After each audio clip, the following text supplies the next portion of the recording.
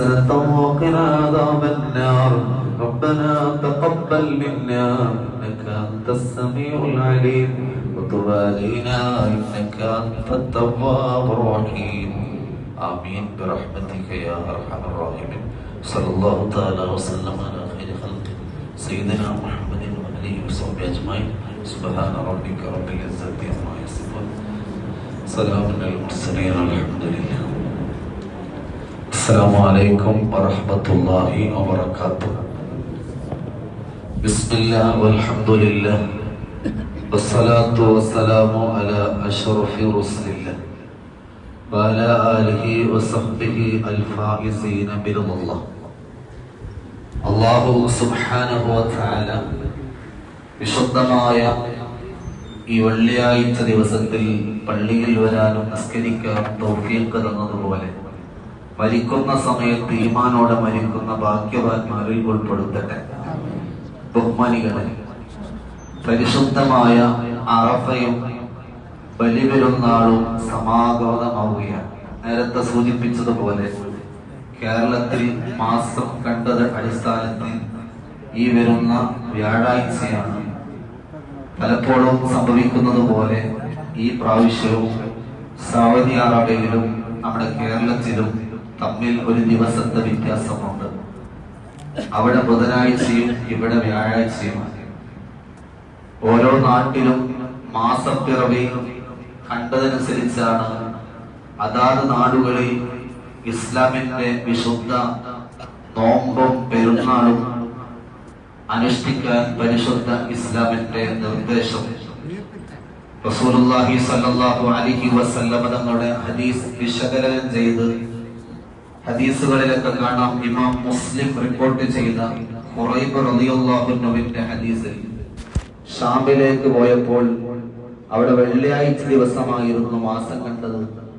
നാട്ടിലേക്ക് എത്തിയപ്പോൾ ശനിയാഴ്ചയായിരുന്നു ഇവിടെ മാസം കണ്ടത്. അവിടുന്ന് ചോദിച്ചപ്പോൾ എവിടെയാണോ ഉള്ളത് അവിടുത്തെ വിധി അനുസരിച്ചായിരിക്കും കാര്യങ്ങൾ നിർണയിക്കുക എന്ന്. അപ്പൊ ഇത് പലപ്പോഴും സംഭവിക്കുന്നതാണ്. പലപ്പോഴും നമുക്ക് അറഫ ദിവസം വലിയ ചർച്ച ചെയ്യപ്പെടുന്നതാണ്. അറഫ എന്ന് പറഞ്ഞാൽ മക്കയിലുള്ള പ്രധാനപ്പെട്ട സ്ഥലത്തിന്റെ പേരാണ് അറഫ. പല കാരണങ്ങളുമുണ്ട് അറഫ എന്ന് പേര് വരാൻ. അതിലൊന്ന് മനുഷ്യനെ തിരിച്ചറിയുന്ന, തന്റെ സൃഷ്ടാവിനെ അറിയുന്ന ഏറ്റവും പ്രധാനപ്പെട്ട ഒരു ദിനമാണ്. മറ്റൊന്ന്, മഹാനായ അബുൽ ബഷർ ആദം നബി അലൈഹിസ്സലാം സ്വർഗത്തിൽ നിന്ന് വന്നതിന് ശേഷം മഹദി ഹവ്വാ ഉമ്മയും ആദം നബി അലൈഹിസ്സലാം കണ്ടത് ആ ഭൂമിയിൽ വെച്ചാണ്. അങ്ങനെയാണ് അറഫ. അങ്ങനെ പല വ്യാഖ്യാനങ്ങളും കാണാം. ചരിത്രത്തിൽ തുല്യതയില്ലാത്ത ഏറ്റവും പ്രധാനപ്പെട്ട ഒരു സംഗമ ഭൂമിയാണ് അറഫ. അപ്പൊ ഈ വർഷത്തെ പരിശുദ്ധ അറഫ സംഗമം മക്കയിൽ നടക്കുന്നത് വരുന്ന ചൊവ്വാഴ്ചയാണ്. സത്യത്തിൽ ഓരോ അറഫ സംഗമവും അതിന്റെ മഹത്തായ ചില സന്ദേശങ്ങൾ ലോകത്തിന് സമ്മാനിക്കുന്നുണ്ട്. ഒന്നാമതായി, ലോകം കണ്ട ഏറ്റവും വലിയ മനുഷ്യ അവകാശ പ്രഖ്യാപനം നടന്നത് വിശുദ്ധമായ മക്കയിൽ വെച്ച്, അറഫയ ഭൂമിയിൽ വെച്ച്. ഹബീബ് മുഹമ്മദ് മുസ്തഫ സല്ലല്ലാഹു അലൈഹി വസല്ലം തങ്ങൾ ഹജ്ജത്തുൽ വദാഇൽ വെച്ച്, അതിനു മുമ്പോ ശേഷമോ നടന്ന വളരെ പ്രധാനപ്പെട്ട ഒരു സംഭവം ലോകത്ത് കാണാൻ പറ്റില്ല. മനുഷ്യാവകാശ പ്രഖ്യാപനം നടത്തിയ അതിനു മുമ്പോ ശേഷമോ ഇല്ല. പ്രവാചകർ മുഹമ്മദ് മുസ്തഫ പ്രൗഢമായ പ്രഭാഷണ മധ്യേ വല്ലാത്ത ലോക ചരിത്രത്തിൽ തന്നെ തുല്യതയില്ലാത്ത പ്രഭാഷണമാണ് ഹജ്ജത്തുൽ വദാഇൽ പുണ്യനബി നടത്തിയത്. അവിടുന്ന് പറഞ്ഞു, യാ അയ്യുഹന്നാസ് ഇന്ന ദിമാഅക്കും വഅംവാലക്കും വഅറാദക്കും അലൈക്കും ഹറാം. മറ്റൊരു ഹദീസിൽ കാണാം, ഈ ദിവസം ഏതെന്ന് നിങ്ങൾക്കറിയുമോ? ഈ സമയം ഏതെന്നറിയുമോ? ഈ പ്രദേശം ഏതെന്നറിയുമോ? ഈ മാസത്തിന്റെ, ദിവസത്തിന്റെ, സ്ഥലത്തിന്റെ പ്രത്യേകത അറിയുമോ എന്ന് ചോദിച്ച്, അതുപോലെ പ്രത്യേകതയാണ് നിങ്ങളുടെ അഭിമാനം, നിങ്ങളുടെ സമ്പത്ത്, നിങ്ങളുടെ ശരീരം എന്ന് ഹബീബ് മുഹമ്മദ് മുസ്തഫ. ഇന്ന് ലോകം അംഗീകരിക്കുന്ന അന്താരാഷ്ട്ര മനുഷ്യ അവകാശ നിയമം റസൂലുള്ളാഹി സ്വല്ലല്ലാഹു അലൈഹി വസല്ലം തങ്ങളുടെ അറഫ പ്രഖ്യാപനത്തിന്റെ പ്രഭാഷണത്തിന്റെ ഒരു ഭാഗമാണ്. ലോക മനുഷ്യ ജീവനും സ്വത്തിനും സംരക്ഷണം നൽകണമെന്ന് പറയുമ്പോൾ ഒന്നുകൂടി കടന്നു പറഞ്ഞു മുഹമ്മദ് മുസ്തഫ. മനുഷ്യന്റെ അഭിമാനം പ്രധാനമാണ്. ഒരു മനുഷ്യന്റെ അഭിമാനം നമ്മൾ കളങ്കപ്പെടുത്തരുത്. പലപ്പോഴും വർത്തമാന സാഹചര്യത്തിൽ നമ്മൾ കണ്ടുകൊണ്ടിരിക്കുന്നത് മനുഷ്യനെ പുച്ഛത്തോടെ, അസഭ്യത്തോടെ, പലപ്പോഴും അഭിമാനം കളങ്കപ്പെടുത്തുന്ന രീതിയിലാണ്. വിശുദ്ധ ഖുർആൻ നമ്മെ ഓർമ്മപ്പെടുത്തുന്നു, യാ അയ്യുഹല്ലദീന ആമനൂ ലാ യസ്ഖർ ഖൗമുൻ മിൻ ഖൗമിൻ ഖൗം അസാ യകൂനു ഖൈറൻ മിൻഹും. ഒരു ജനത അല്ലെങ്കിൽ ഒരു സമുദായം മറ്റൊരു സമുദായത്തെ കൊച്ചാക്കി കാണരുത്. നിങ്ങൾ കാണുന്ന അല്ലെങ്കിൽ നിങ്ങൾ കാണാത്ത നന്മകൾ അവരിൽ ഉണ്ടായേക്കാം. ഒരിക്കലും നമ്മൾ ഒരാളെയും ചെറുതാക്കി കാണാൻ പറ്റില്ല. വ്യത്യസ്തമായ പേരുകൾ, ടൈറ്റ് പേരുകൊണ്ട് പലപ്പോഴും പലരെയും നമ്മൾ അവനിക്ക് ഇഷ്ടമില്ലാത്ത പേരുകൊണ്ട് അഭിമുഖീകരിക്കാറുണ്ട്. സത്യത്തിൽ ഒരു മനുഷ്യന്റെ അഭിമാനത്തിന് കളങ്കം വരുന്ന പേരുകൊണ്ട് പോലും അവനെ അഭിസംബോധന ചെയ്യരുത് എന്ന് വിശുദ്ധ ഖുർആൻ. ഞാൻ പറഞ്ഞു വന്നത്, അപ്പൊ അത്രയും പ്രധാനപ്പെട്ട മനുഷ്യ സംരക്ഷണ പ്രഖ്യാപനം നടന്ന, ഒരുപാട് ചരിത്രത്തിൽ തുല്യയില്ലാത്ത പ്രൗഢമായ പ്രഭാഷണം നടത്തിയ മനുഷ്യ അവകാശത്തിന്റെ ഏറ്റവും മഹിതമായ ഉദാത്തമായ പ്രഭാഷണം നടത്തിയ ദിനം അറഫ ദിവസമാണ്. മറ്റൊരു കാര്യം, ലോകത്ത് ഏറ്റവും മനുഷ്യ സംഗമ ഭൂമിയാണ് അറഫ. ഇത്രയേറെ മനുഷ്യൻ ഒരേ സമയത്ത് സംഗമിക്കുന്ന ഒരു സ്ഥലം ഭൂമിയിലില്ല.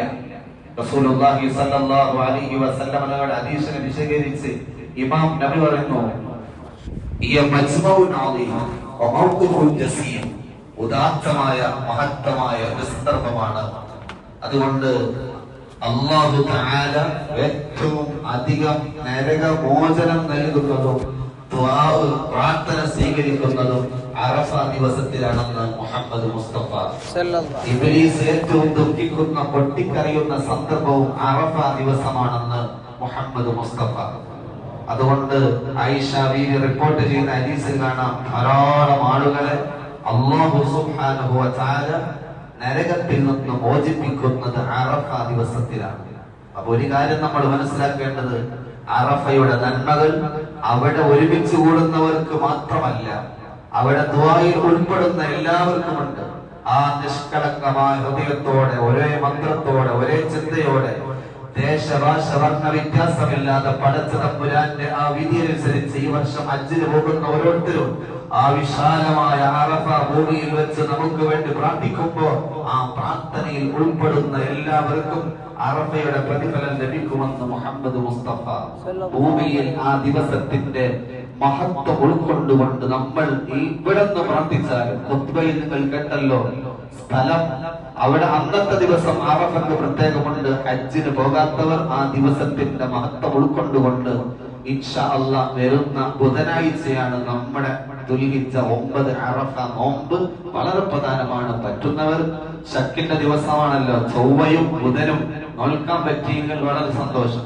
ഹബീബ് മുഹമ്മദ് മുസ്തഫ. അപ്പൊ ഈ വരുന്ന ചൊവ്വ ദുൽഹിജ്ജ 8, 9 ബുധൻ രണ്ടും സമ്മേളിച്ച് നോക്കിയാൽ വളരെ പ്രധാനമാണ്. എന്നല്ല, സാധാരണ ദിവസത്തിനില്ലാത്ത പ്രത്യേകതയാണ് യൗമ അറഫക്കുള്ളത്.